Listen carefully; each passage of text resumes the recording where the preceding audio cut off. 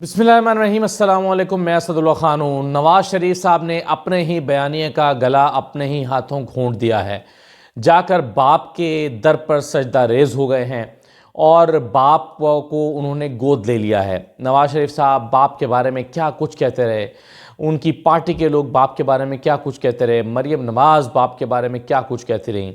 आज की खबरें दो ही बड़ी हैं। एक तो ये कि बलूचिस्तान में उन्होंने जाकर बाप से इत्तेहाद कर लिया है, बाप पार्टी के लोगों को गोद दे लिया है। और दूसरी खबर जो पीपल्स पार्टी के नून लीग पर हमले हैं उससे मुतल्लिक है। तो इन दोनों का ज़रा अहाता करते हैं माजी के कुछ बयानात की रोशनी में और देखते हैं कि माजी में इस ज़मन में क्या क्या बयानात किस किस अंदाज में दिए जाते रहे हैं।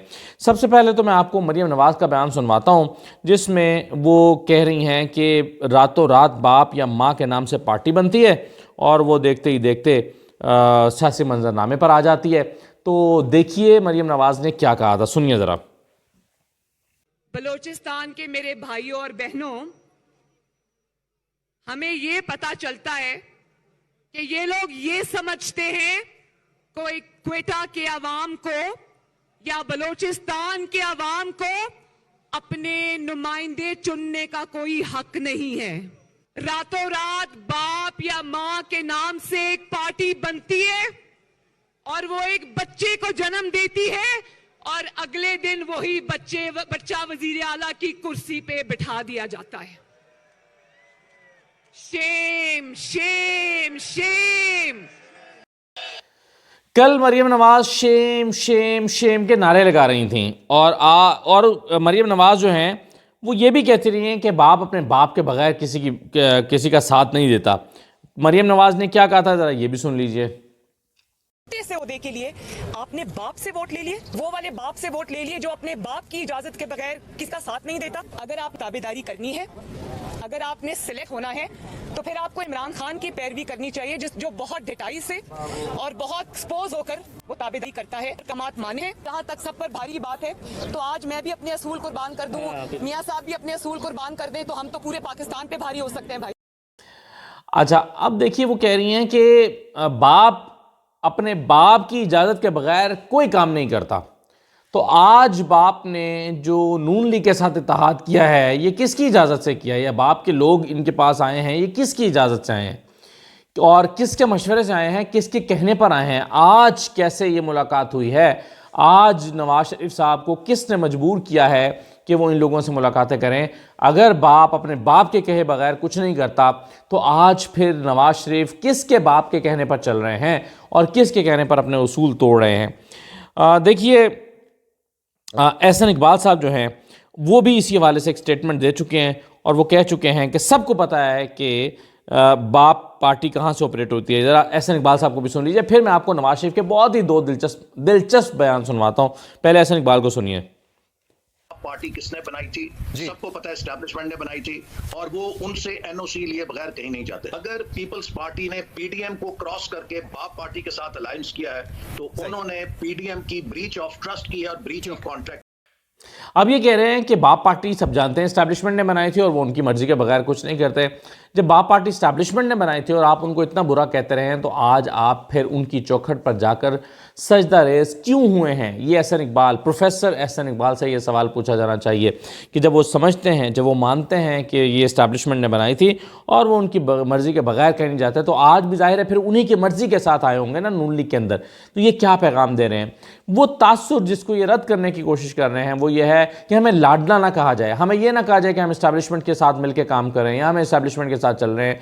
लेकिन इनका हर कदम ये साबित कर रहा है कि ये लाडले भी हैं और ये मंजूर नज़र भी हैं और बात मान भी रहे हैं। ये अपने इक़दामात से नवाज शरीफ साहब ये बता रहे हैं और अपने ही सियासी नज़रिए का खुद अपने हाथों गला घोंट रहे हैं। अब मैं आपको नवाज शरीफ साहब के दो बयान सुनवाता हूँ। एक पर वो तनकीद कर रहे हैं सादिक संजरानी साहब पर, बाप पार्टी पर। पहले ज़रा ये सुन लीजिए।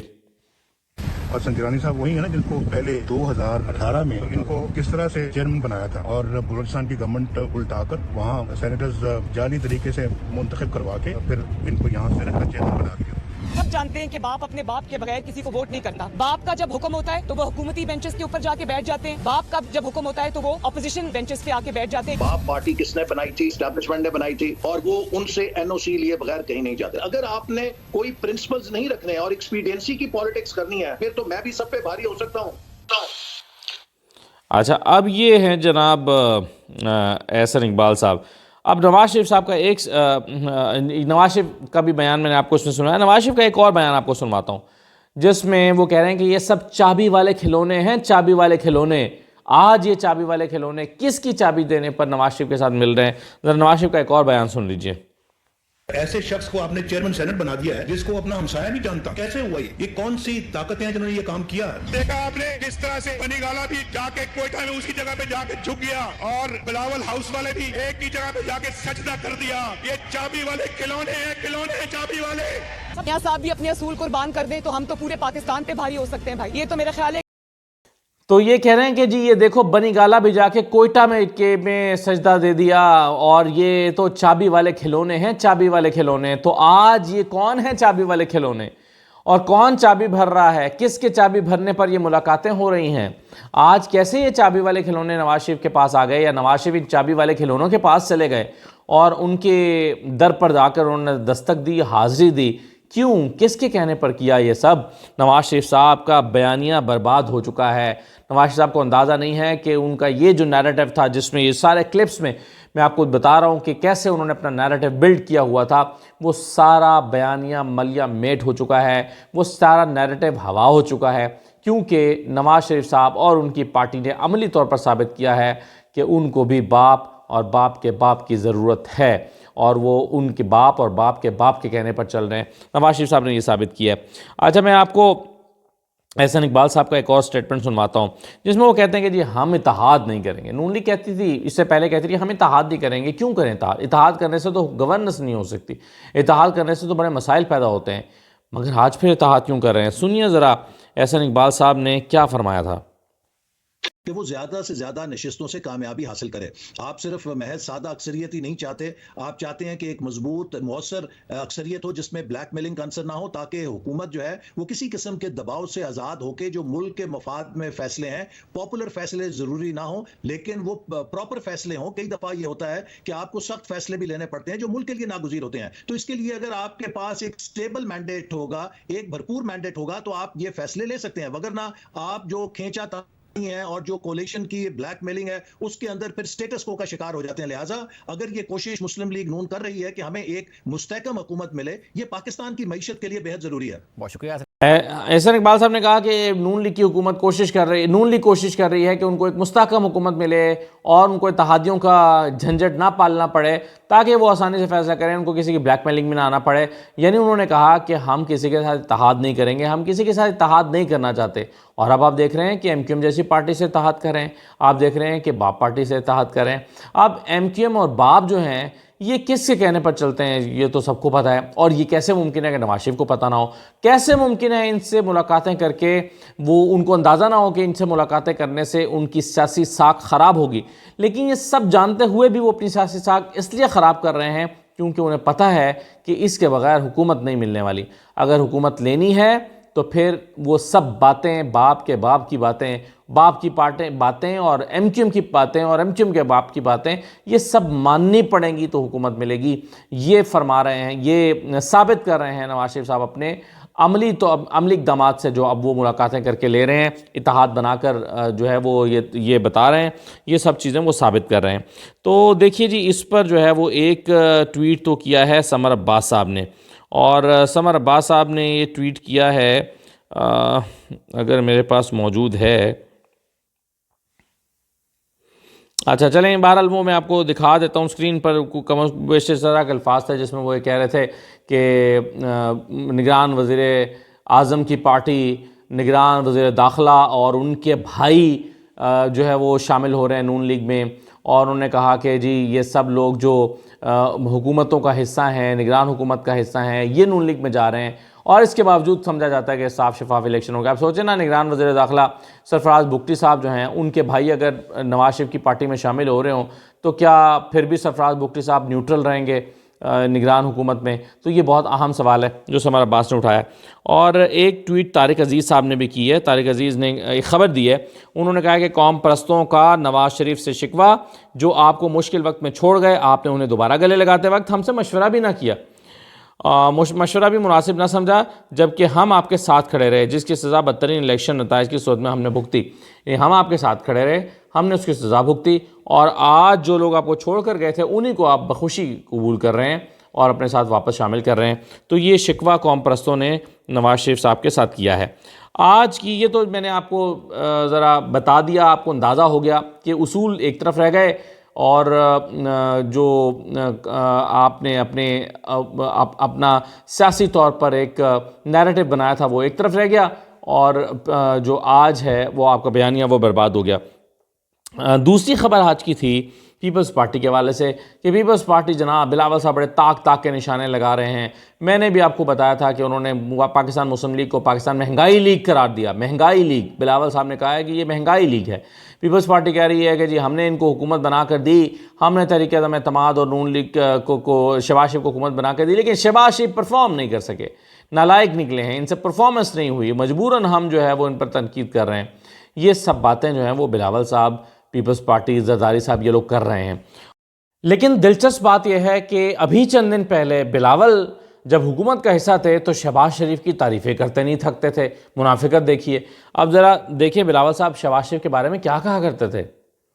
شہباز شریف صاحب شاید زیادہ پیپلز پارٹی کا وزیر اعظم ہے نہ کہ مسلم لیگ کا وزیر اعظم، اور جس طریقے سے جس نیت کے ساتھ وہ کام کرتا ہے اور جو اس کا ورک ایتھک ہے، میں اس کے بارے میں گواہ دینے کے لیے تیار ہوں کہ میں نے اس سے بہتر جو ورک ایتھک ہے پہلے نہیں دیکھا. آپ ہمارا وزیر اعظم ہیں اور انشاءاللہ تعالیٰ آپ ہی ہمارا مسائل کا حل نکالیں گے. جس دلچسپی کے ساتھ انشاءاللہ تعالیٰ آپ کام کر رہے ہو، آپ کا جو ورک ایتھک ہے اور جس طریقے سے آپ اپنا حکومت کی ذمہ داریاں کو توجہ دیتے ہو، وہ نظر آ رہے ہیں وزیر اعظم صاحب. کراچی کو شہباز سپیڈ کی ضرورت ہے وزیر اعظم صاحب. ایک سوبر رسپانسبل آدمی کو یہ ذمہ داری ملا ہے کہ وزیر اعظم کا عہدہ سنبھالنے کا، لیڈر آف دا ہاؤس کا. اور یہ بیانات بلاول کے جو ہیں یہ 2022 کے نہیں ہیں جب حکومت بنانے کے فوراً بعد آپ کی ایکسپیکٹیشنز ہوتی ہیں. یہ 2023 کے آخری چند ہفتوں کے بیانات ہیں جب ان کی حکومت ختم ہو رہی تھی. 16 مہینے کی حکومت جب گزار کر ختم ہو رہی تھی تب یہ بلاول کے بیان ہے. اور آج بلاول کہہ رہے ہیں کہ یہ پاکستان مہنگائی لیگ ہے، یعنی مہنگائی تو انہوں نے کی ہے، ہم تو اس کے حصہ دار نہیں ہیں. اور آج یہ کہہ رہے ہیں کہ ان سے گورننس نہیں ہوئی، انہوں نے پرفارم نہیں کیا. آج بلاول نے کہا کہ میں اپنے 16 مہینے کی کارکردگی پر سر اٹھا کر الیکشن میں لڑ سکتا ہوں، لیکن کیا پوچھیں شہباز شریف 16 مہینے کی کارکردگی پر الیکشن لڑ سکتا ہے؟ عوام کے پاس جا سکتا ہے؟ اسحاق ڈار جا سکتا ہے؟ ایاز صادق جا سکتا ہے؟ سعد رفیق اور احسن اقبال جا سکتے ہیں؟ یہ بلاول نے سوال کیا. تو بلاول صاحب یہ آپ چند دن پہلے کیا کر رہے تھے؟ یعنی منافقت کی تو حد، کوئی تو حد ہونی چاہیے نا منافقت کی. اور دوسری طرف کچھ عرصہ پہلے پیپلز پارٹی، یعنی ابھی سب مل کر ایک دوسرے کی تعریفیں کر رہے تھے. قاہرہ صاحب تعریفیں کر رہے تھے، خیر وہ تو آج بھی کر رہے ہیں. یہ اس پر میں علیحدہ بات کروں گا کہ قاہرہ صاحب آج بھی یہ اپنی پارٹی کی پالیسی سے ذرا تھوڑا سا ہٹ کے کیوں چل رہے ہیں. اور اس سے پہلے یعنی یہ ابھی 16 مہینے میں تو ان کی چلیں محبتیں قربتیں بہت بڑھ گئیں. اس سے پہلے یہ کیا کرتے تھے تو صرف آپ کی یاد دہانی کے لیے اور منہ کا ذائقہ نمکین کرنے کے لیے ذرا میں آپ کو یہ بھی سنوا دیتا ہوں.